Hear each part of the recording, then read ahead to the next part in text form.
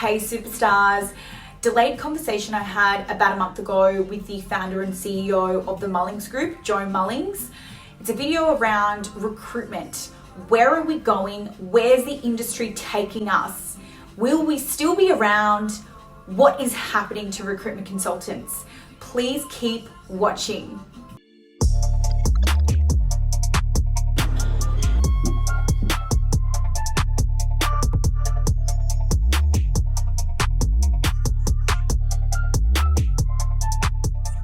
What I wanted to touch on is everything recruitment, and I can tell, from experience, doing a lot of this content is really helping and giving value, especially to recruiters in the recruitment industry.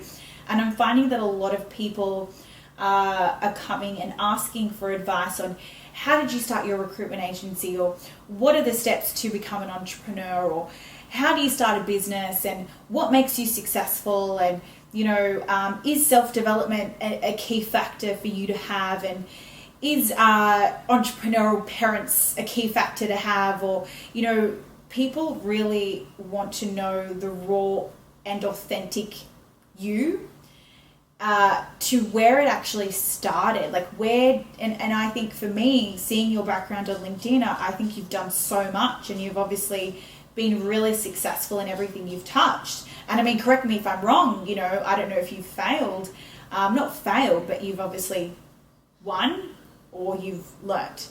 So I don't know whether you've been in that process, but I'd really like to know who Joe Mullings is, and where did you start, and how did it all happen for you? I think I've always been had an entrepreneurial inkling. Even as a young kid, I've always, and it took a couple of years to realize this. Over the years, I've had no experience in mixed martial arts, and I built a big mixed martial art team and big academy in school, and took 6 different fighters to the UFC with zero experience. I started my search firm in 1992, obviously with little experience, and have built it to the #1 search firm in the world today in the space that we dominate, the medical device industry. I went to school for engineering. I think that helped. Once you establish what you want as the end game, all you need to do is reverse engineer that back via processes, and then be disciplined enough on a daily basis to go after the hard to do things that usually is required when you want to build something of substance. So I looked at all the things I had done over the years, and it came down to 3 principles. I love to build, I love to teach, and I love to inspire. And those are my core tenets that make me up. Have you had those real hard moments in life, and in your business life, really hard decisions that obviously you've had to make along the way, along your journey? You've been in business for 30 plus years, so I can only imagine how many struggles you've had, because you learn from the struggles to make you better. So can you tell me a little bit about the struggles you've had in your journey, and what are the biggest impacts that it's had on your journey at the moment in recruitment? I would say along the way, people talk about W's and L's, and L's to me aren't losses, they're learnings. Yeah. And a lot of people look at those, and I always believe you never have failures, you only have outcomes. And then up to that, you decide if you're going to learn from those outcomes and own them as well, without looking to put the onus or blame on something externally, like it was the economy, or it was my mom, or it was a business partner. It's really taking full ownership. So yeah, I've had some very, very challenging times. There are still times today, even though we do extraordinarily well. I think there's a decision that you have to make in business. You're either going to pay yourself, or you're going to pay your business. You can't serve both. And there are times as you're building your business, you have to decide, do I need a bigger house? Do I need a better car? Do I need that fancy bag? Do I need that snappy pen? Yeah. Right. So, or can I put that money back into my business intelligently and scale that business out? So that's principle number 1. Decide who you're going to pay for this quarter or for this year, yourself or your business. So I learned that early in life, early in business, and reinvested a lot back in business. In the beginning, my venture capitalists that were behind me were MasterCard, Citibank, and American Express. I made payroll so many times on those credit cards over the years, turned in 401k savings here in the States. I know you're down in Australia, but we have mechanisms put in by the government.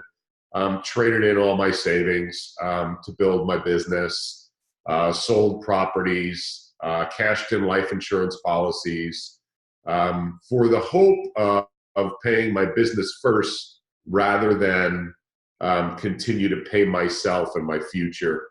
Now, I'm not giving that as a remedy or advice to people. It's really just a proxy for what's more important to you, building your business that is an extension and I would say an expression of who you are.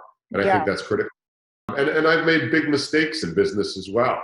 Where do you think recruitment's going in terms of the average agency? Like, let's talk about the Hayes and the Adecco and the Robert Walters, right down to the small agencies like 5 heads, 20 heads, 360 recruitment style, reaching out to clients, making their quota for the quarter. Where are these recruitment agencies going? Because I feel a lot of people in the market, and I listen to a lot of podcasts, like every day. I'm always listening to what's going on in the market, what new technology is coming out, and you've got the Odro. I don't know if you've heard of Odro, the Odros and the Video My Job, and all these technologies are coming out to make recruitment better and to actually stay in agency and not die. That's what they call it. So, I mean, where is that going? Where is recruitment going for us? Is there going to be recruitment anymore, or is it going to be talent acquisitions inside a company? Because that's what's happening, I can see. It's a deep question with some interesting answers. So the first is, look, all technology does is scale good and scale bad. So let's use that as a fair statement. It just scales. A majority of recruiters these days are primarily transactionally minded. And they're picking up the phone, or they're sending an email or an in-mail or a text or whatever mechanism it is, the ridiculous voicemails on LinkedIn now, in-mail. Yeah, they do. I do that. That's why I'm laughing. I don't understand that. But there's going to be a dislocation that's going to occur. Okay. There's going to be the search firms or the career. I don't like talent acquisition. I don't like that term. What I do is I build companies and careers. And I say that because the majority of content that search firms put out, if they put out anything at all, is directed at the 3% of the market that is supposedly looking. Meanwhile, the other 97% of the market is left unattended to. So answering your question, I think the firms that will do extraordinarily well in the golden years that are ahead for the recruitment business will be those that offer career enhancement and career development, insight, advice, market overview, to the entire industry versus the 3% that you think are looking. So let me expand on that a little more. It's about educating, informing, and facilitating. We just started, as an example, most people know who the Huffington Post is. So we started a Huff Post for the medical device industry. It's called TMG Pulse. And what that is we are aggregating at our expense. It's probably cost me about $15,000, $20,000 American a month. At our expense, we are aggregating headlines, information in the medical device industry, putting it at one place. You don't have to sign up. You don't have to put your email in.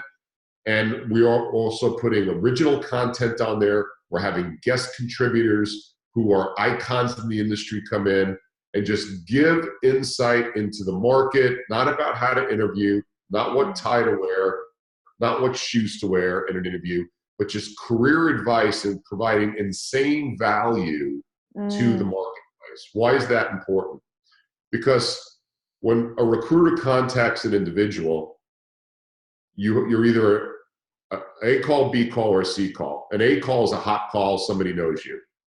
A B call is somebody who's familiar with you, maybe is not chatting with you or familiar with your firm. And then a C call is they don't know who the heck you are. And you can only make, let's say it's 60 phone calls or 60 engagements a day, person to person. Well, if I build up enough content and I give enough away and I put out enough information that is of high value, I will never have a C call coming out of my organization because the people will have been following our organization and understand already who we are. So that's number one. Right. Information. Two is if you're not putting out massive content on a daily basis, being able to reach, I think the numbers right now is our firm's reaching over 80,000 people a day because of our LinkedIn connections.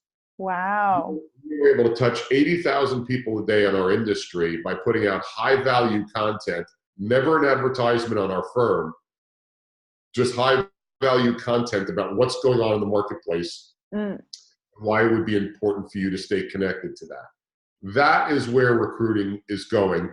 And then in the next 5 years, unless you want a lifestyle and you just want to wake up in the morning in your pajamas, make a couple calls here, make a couple calls there, and you're in your late 50s, you're probably fine. But if you're planning on building a firm and your number one strategy is not creating an attention awareness via education and informing your market, you're going to have some challenges.